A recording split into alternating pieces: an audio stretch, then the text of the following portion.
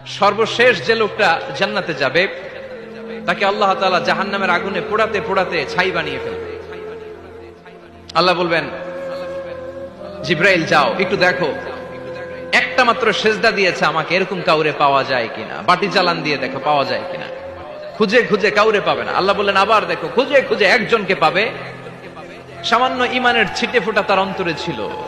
আল্লাহ বলবেন, যেহেতু ছিটে ফোঁটা আছে, অনেক মায়ের খাইছে, ওকে বের করে জাহান্নাম থেকে বের করে একটা নির্ধারিত দূরত্বে রেখে দাও। রেখে দেয়া হবে, কিন্তু জাহান্নামের আগুনের লেলিহান শিখাতে তার গা ঝলসে যাবে। সে আল্লাহর ডেকে বলবে, মাবুদ তোমার কাছে আমি কিছু চাই না,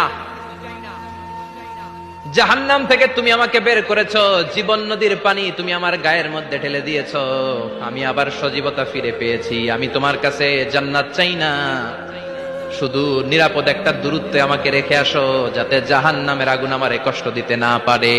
আল্লাহ, আমি কিন্তু তোমার কাছে জান্নাত চাই না। কি চাই না? জান্নাত চাই না, কিন্তু জাহান্নামের আগুন আমারে কষ্ট দিচ্ছে, এতটা দূরত্বে রাখো যাতে জাহান্নামের আগুন আমার গায়ে না লাগে।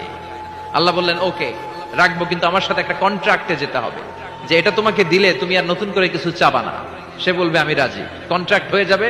আল্লাহ জিব্রাইলকে বলবেন, যাও এমন দূরত্বে রাখো যাতে জাহান্নামের আগুন ওরে কষ্ট না দেয়। রেখে আসা হবে। অনেক দিন সে ওখানে আনন্দে থাকবে, আল্লাহ শুকরিয়া করবে, সে মনে মনে বলবে বেঁচে গিয়েছি, আমি বেঁচে গিয়েছি। জীবন